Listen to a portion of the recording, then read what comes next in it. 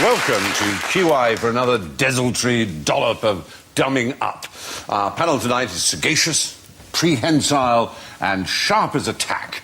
The discriminating David Mitchell. The discursive Andy Hamilton.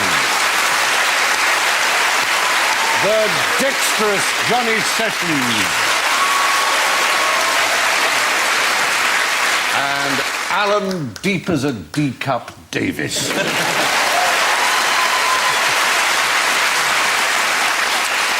Tonight the buzzers are all slightly disparaging. David goes...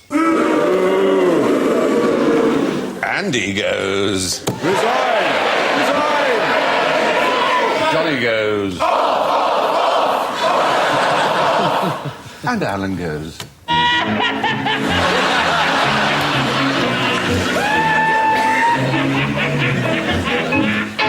Which brings us to our first question. Which is the bravest species of animal? I think it might be the ichneumon. The mongoose. Yes, please. Yes. Because the mongoose is basically like a sort of glorified ferret. And it goes out of its way to kill cobras. And cobras can kill you just by looking at you the wrong way. So I think that's pretty brave. Why does it kill cobras? Because if it can only eat cobra, it's not brave, it's just sensible. It's just, you know... No, but cobras, you know, they come out of baskets, they sing, they dance. Sort of Les Dennis of the snake world. Yeah. Well, they're literally the hoodie of the snake world, aren't they? They've got the little hoods there. They're not that brave, though, because as far as I'm aware, the mongoose nearly always wins. I've never seen a David Attenborough where he suddenly goes, oh dear, the mongoose has copped it. What's difficult about this question, I think, is you need some kind of comparative unit of bravery, I think. And we have one. How do we show how brave people are in a graded order? Soldiers, medals. For example. Medals? Right. There are bound to be loads of horses and dogs that have been ridiculously given medals if they understood what they were doing at all. Pigeons get them, they get medals for making I'm going to give you the points, Alan. You said pigeons, didn't you? Pigeons. Yes. Points? Yes. Pigeons mean points. Brilliant. Maria Dickin, who founded the People's Dispensary for Sick Animals. In 1943, she instituted a medal called the Dickin, which is the equivalent of a Victoria Cross for animals that serve in the armed forces. She sounds really bonkers. Yeah. The thing is, if you start giving the animals medals, you've got to start promoting the animals, and at some point you get a pigeon in charge of the whole army. To be brave, you need to know the element of risk. So I reckon probably the bravest is something like a robin, because I've seen robins mob cats. You know, that's the equivalent of us running towards... Is this as in Batman? A tiger. Well, because that's just not fair, is it? No, that's... Well, anyway, the Dickin Medal has been awarded 60 times, and 32 times it's gone to a pigeon. Once to a cat on board HMS Amethyst. The Yangtze incident. Yangtze incident, 1949. The Thai crew saved by a cat. Yeah. Well, he'd ate all the rats on ship. That's not bravery, though. That's just greed. It is really, to be perfectly honest. Fat moggy. Medal? Yes, the answer is carrier pigeons, as in D for doves. The London pigeon is a dove, and it's known as the wild rock dove, and is the ancestor of all doves and pigeons.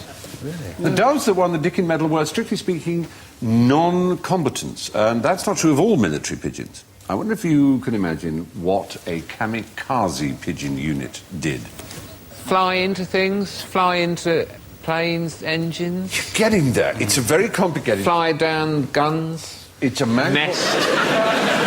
Terrible nuisance to get out. It was to fly at ships, but in a very particular way, inside a missile. It's got a window, right? No, I'll explain it to you. Here's a pigeon. I've got a pigeon here. Voila. And I have a ship. Yeah. And you train the pigeon to peck at a ship. And every time it does, it's rewarded with grain. Then you put it inside its missile with a glass front, right? And a ship comes into view, but it's slightly on the left. Well, the pigeon's behavioural response is to peck towards where it is. And this activates a relay. And as it gets nearer the ship and it gets bigger and bigger, it pecks more and more and more and more and more, which tells them that they're on the right track. They get really, really close and it explodes in a ball of flame. Destroying... And that's the thanks it gets. That's the thanks. It maybe gets showered with grain at the last second, just as a thank you, who knows. But it's a guidance system. Did it work? It wasn't used. Right. But what they did, using this man Skinner, this behavioural psychologist's experiments, was they got a bit of glass, and instead of having a target on it or anything like that, it was just a plain piece of glass with an orange dot on it. And every time the pigeon hit the dot exactly like that, it would get rewarded. Can you imagine why that would be useful?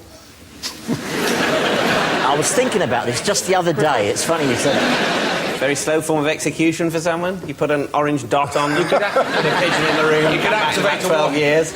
No, pigeons have very good eyesight, and if an air rescue helicopter is searching the sea and someone's in a little orange dinghy or in an orange life jacket, the pigeon will always see it as a little dot in its screen. So let's go like that, thinking it's going to get fed. And that will alert the pilot. And it works. And that's beneficial and no one dies. Someone might even get saved. Yes. And then you eat the pigeon on the way back.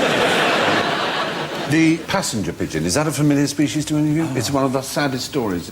There were flocks of them in America, and I'm not kidding, that were 1 mile wide and 300 miles long. Good Lord. They would have 2 billion of these birds. They were just the most extraordinary sight in nature, probably. So they're shitting whole hills. Yeah, absolutely. Can you imagine? Caught under that, you are dead. You are. Seriously dead. In 1896, they killed the final flock of 250,000 in one day. Knowing it was the last American sportsman, and I use the word sport quite wrongly. Did you know about the Puccini gun? The composer Puccini was a great shooter of birds, as a lot of Italians are. When I was in his house at Torre del Lago, there was the Puccini gun, which he made himself, and he'd be sitting there writing, you know, lovely opera, and he'd hear a snipe outside the window. He'd grab this thing, which had the bore on it like a drain pipe, and he could bring down 50 snipe in one go. Oh, you see, is that sport? He's Italian. Italians, Americans, I mean, really. That's horrible. But can you imagine that? And then on one day, knowing you're wiping out an entire species to kill 250,000 birds in a day. Did they know it was the last Yes. 250,000? And they sort of They thought, knew. fantastic, let's finish them off. Yeah. That was the last flock, and then the last bird itself died in Cincinnati Zoo in 1914. She was called Martha. So that the pigeons in Trafalgar Square, they're wild rock pigeons. Wild rock doves. Wild rock doves. Yeah. Do they know that? Because you don't tend to see them on the cliffs at Beachy Head. They're confused by our rock cliffs, aren't they? That's the problem. Pablo Picasso was a keen pigeon fancier. His father was a painter of pigeons. It was a style in late 19th century Malaga. Instead of, like, flower genre painting in France, whatever, his father was a pigeoniana, or whatever it was called. And when he discovered how good his son was, he gave him his brushes and never painted again. Fantail pigeons he collected himself. And, of course, he called his daughter Paloma. which is Of course. Spanish for a dove or pigeon. Indeed. Una paloma blanca, you Yes. remember. There we are. So, B.F. Skinner was the name of the man who designed these missiles aimed by pigeons who were tapping in the nose, and it was tested successfully, but never actually saw action. Arthur Garfield Dove. He was a painter, regarded by many as the first abstract painter in America. He was a friend and associate of the subject of our next question, which is, what practical use can you think of for the work of art which the Turner Prize Committee voted as the most influential modern work ever? You'd sleep in it. You'd sleep in it. Was it Marcel Duchamp's urinal, which has the obvious usage of being a urinal? Pissing in it. Yeah, basically. pissing in it, yeah. Is the right answer, yes. There it is. It's a 1917 work entitled Fountain. It's worth $3.6 million. It's signed R. Mutt. R is for Richard. which is a kind of French slang, as well as being a name, means money bags. It's upside down. Is it? Can I also point out it's not plumbed in to anything? So if you personally, see- I wouldn't piss in it. Many artists have pissed in it when it's been on display as either a statement of hatred for it or a support of it, and that one was fined $6,500. Someone's paid $3 million for that. It's reckoned to be worth $3.5 million. It's the Steigert's Gallery. As works of art go, it's going to do less damage pissing in that than, say, pissing on the Mona Lisa, though, isn't it? Exactly, yeah. So Marcel Duchamp famously did a Mona Lisa with a moustache and goatee. Dove and Duchamp were both members of the Dada movement, as we're on D's, talking in repetitious D words. What did the dick do that the dodo didn't? It flew. It flew. No, it didn't. It tasted disgusting. Oddly enough, the opposite, probably. Do you know what a dick is? That would help. Yes, it's a little gazelle kind of thing. Absolutely. Can it climb trees? No, it's a tiny antelope. Can hide in bushes? It's about the size of a hare. Is it extinct? 'Cause No, it's not extinct. I noticed that's a photo. Exactly. Using my skills as a historian. Top work. Yes. And that means it could survive, and it survived because it could hide. It didn't really run so much. They hide, they live at night, and they're very, very shy. And dodos, unfortunately... Dodos like that. All right! Yeah, exactly. Come on in, get off the boat, bring your gun. They made a very... Exactly right. Help you carry that. It's true. Mauritius is where they came from. And the rats, pigs, dogs and humans that arrived in the 17th century, as you say, it just was not afraid of them because there were no ground-level predators on the entire island, so it had no reason to be distrustful. Whereas dik-diks in Africa, of course, had lions and things to contend with and were very, very shy. So essentially, sounds quite brave. It was, but maybe the It's dodo... the bravest animal, and the dik-dik's a bloody coward. And they're still hanging around, posing for photos. Do you know what sort of animal it is? What it's related to? Turkey. It's a pigeon. Actually, Is that pigeon? It doesn't look like one. Should but have it is a known it pigeon. was a dove. And it was entirely forgotten until 1860s, roughly. Suddenly everybody was talking about dodos again because they appeared in a book, a very famous book. It's Alice in Wonderland. Alice in Wonderland, give yourself some points for that, absolutely. And it's around that time that dead as a dodo seemed to become a popular phrase. Yes. From Dick-Dicks to Moby Dick, who is a sperm whale, of course. A sperm whale's penis, as I think we may have covered even in the first series, is 9 foot long and 1 foot in diameter. What uses can you think of for Moby's dick? Way ahead of you. You've been thinking about this. No,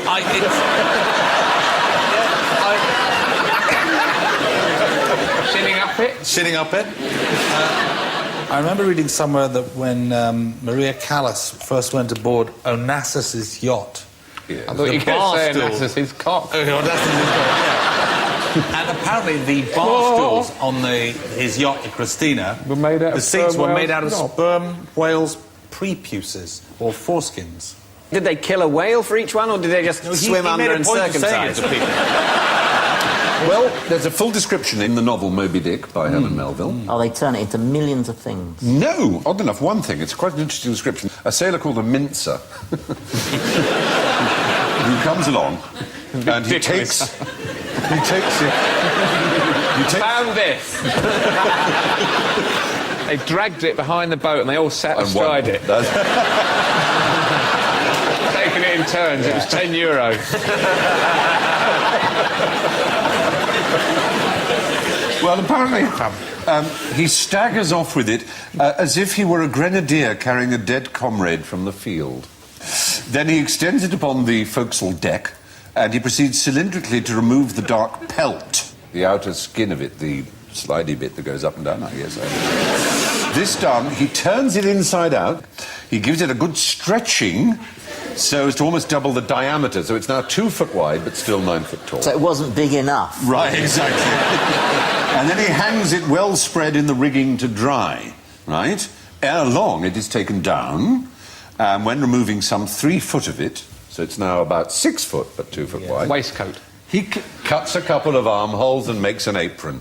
Yeah. There you are. And there's your mincer. He now stands before you invested in the full canonicals. Do you like my apron? Yes, I quite like your apron. How do you get... Well, it's the easiest thing in the world. What I did is I cut a a sperm whale's cock off, dragged it onto a ship, skinned it, hung it inside out, hung it up at the top of the rigging for ages. I don't believe that ere long. I mean, it's not going to dry out if the weather's bad. And then you've got yourself an ape. Surely there are easier ways of making an ape there. Not in the middle of the Atlantic Ocean they're on. Well, mate, well, you should bring them with you. I mean, if he got a TV out of it, that would be great. You can understand the effort. Does it have a bone in it? Like a badger. Yeah, a badger has a bone in it. Badger has a bone in its cock, yes. That's not suitable for apron making then. It's a bigger job, isn't it?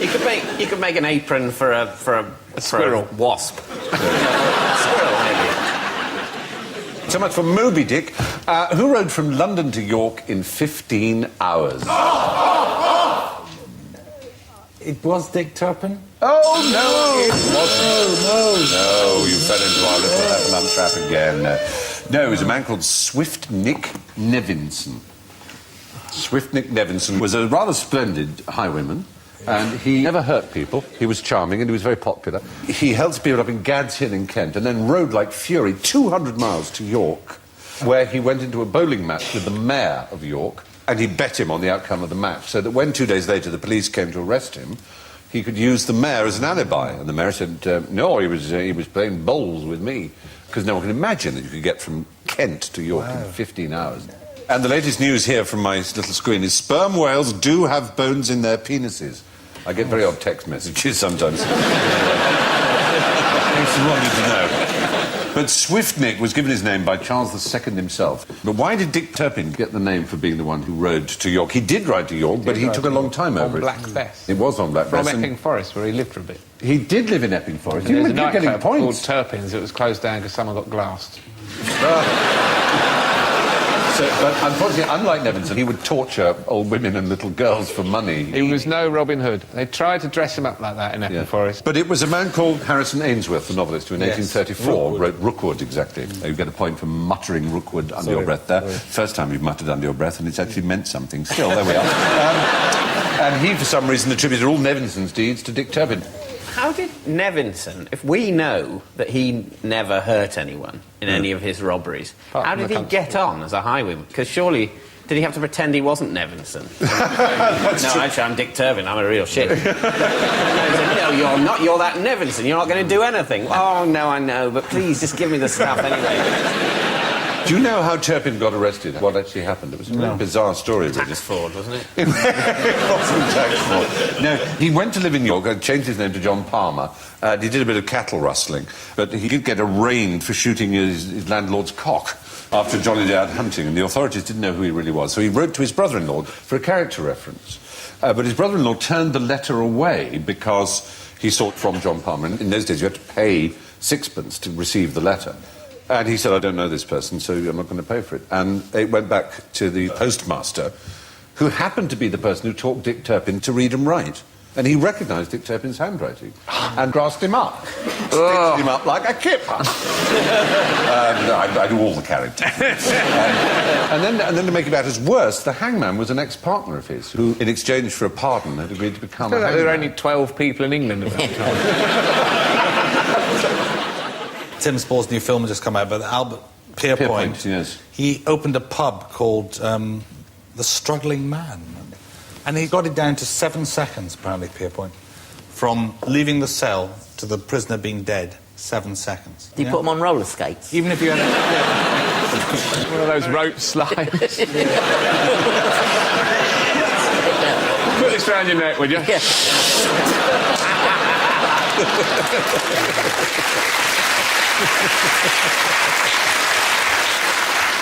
You know, if you're an American black youth living in Compton, Watts, various other of those sort of neighbourhoods, ghettos in the worst parts of America, and you shoot someone in cold blood and are given the death penalty as a result of it, you will have a longer life than if you don't. Because the life expectancy is The so life low. expectancy on the streets is lower than on death row. But does that mean that they go out to shoot people to prolong their lives? A friend of mine's a cameraman, and he was doing a documentary in Los Angeles, and he became friends with a policeman whom he'd been interviewing. And he said, well, come up in my helicopter, because he needed aerial shots of LA, and it's very expensive to hire a helicopter for the day. So he went up in this helicopter going over LA, and he said, "You've got a weird, is it your GPS system, the thing that goes ping all the time?" He says, "No, that's bullets hitting the bottom of the helicopter. They have reinforced metal underneath it. They see a police helicopter, they just shoot it all the time." That's because there are no more passenger pigeons. That's what it is. Ping, ping, ping, ping, ping, ping, ping, all the time. So, this puts us firmly in the saddle of general ignorance. Fingers on triggers, please. What crime was committed by Burke and Hare? Body snatching. Oh! Thank you for falling into one. No. There was a more serious capital crime that they committed, and that was simply murder. Murder.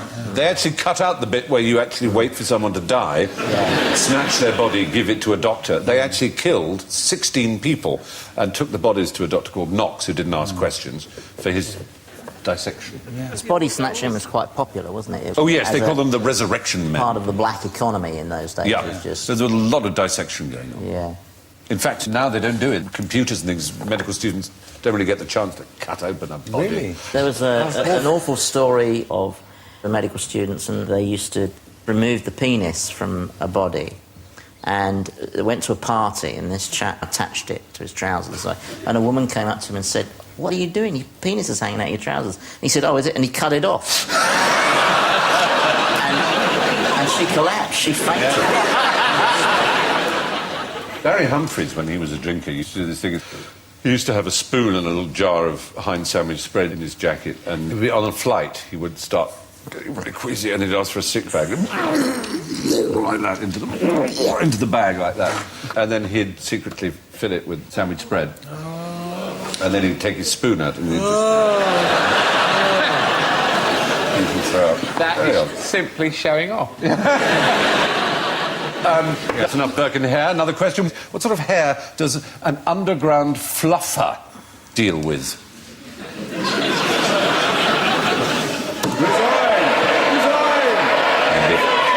Is it anything to do with the tube? Is it underground as in... Is the right answer. You avoided our trap. Nothing to do with films and pornography or anything. Is it to do with cleaning the rails? Cleaning the rails. Gangs of 6 every night go down, gather up the hair. 30-mile-an-hour winds come when a train enters the station, and a lot of hair gets blown down into the tunnels. Really? Yeah, that's how I lost mine, actually. Most of it is Tottenham Court Road. And it's statically attracted to the rail, is it? Well, it's a prime cause of fire. I don't understand why you can't have, like you used to have a cleaning tape for your cassette deck. Yes. I can't have a cleaning tube. You just send a big furry train down. Well, that's the fluffers. What's happened to fluffers in the porn industry? They're no longer used. Yes, why would that be? I wish... David, what is that? Porn industry, I feel it's your question. It's a VAT issue. Health and safety as well, I think. It's something else beginning with V. Viagra. Done them out of business. The fluffer, for those who don't know, was the person in a porn film whose job it was to excite the membrum virile of the male artiste. And then turn it into an apron. That's it.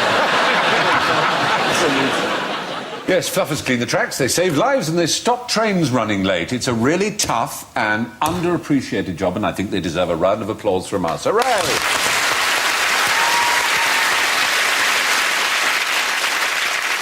Now, whose official motto is a pluribus unum? It's not the Four Musketeers or something like that. No, it's on the Great Seal of the United States of America. A pluribus unum. It means out of many, one. But it's actually the motto of Benfica.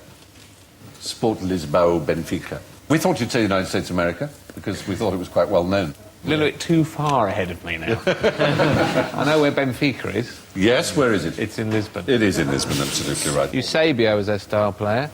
There's a statue of him outside the ground. I remember. He was from Mozambique. America's is In God We Trust, actually. It used to be a pluribus unum. They changed it in 1956 to In God We Trust. That's when it all started. I'm afraid so.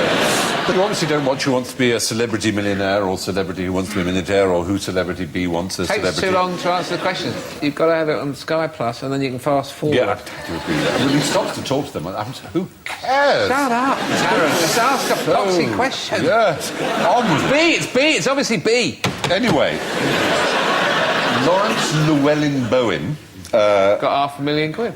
Yes, but he went to the million, and he was asked the question of what motto of the United States is translated from the Latin, and he gave the answer, "In God We Trust," which is the motto of the United States, but it isn't translated from Latin. And he lost £468,000 and went back to 32,000.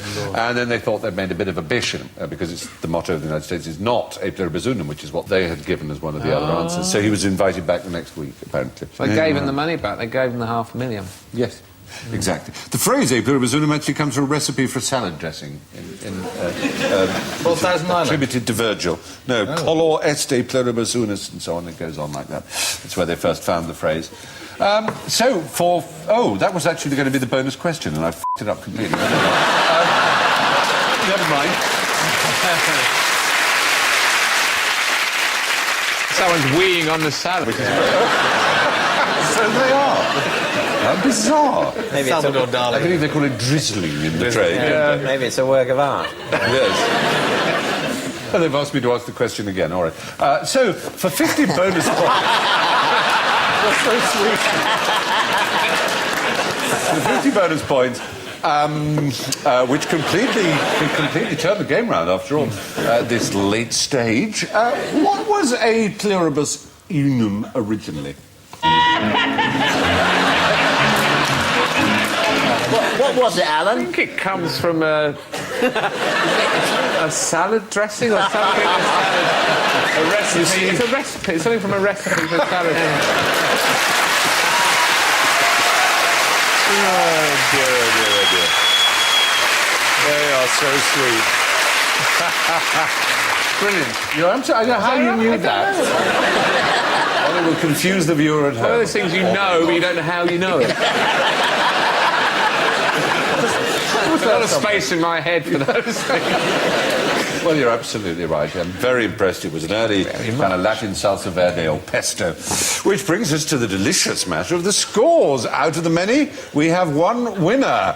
So in reverse order, in last place, just with -9, is David Mitchell.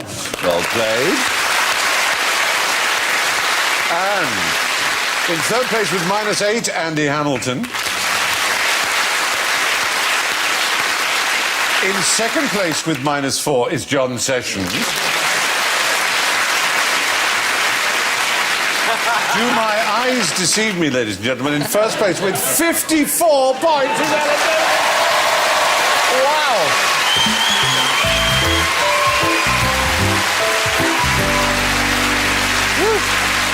The amazing thing is, we would have won even without that bonus. One of the happiest days of my life.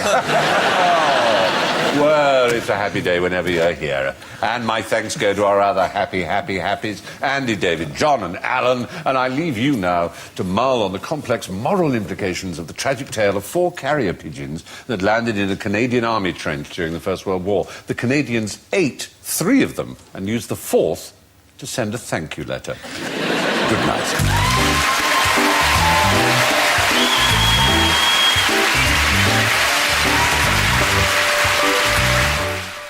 Watch the next episode of QI over on BBC 4 right now, or same time next week here on BBC 2. If you don't already have BBC 4, call 08700 10 10 10. Next tonight over on BBC 1, Jonathan Ross is getting all revved up for Jeremy Clarkson, Courtney Love and David Schwimmer.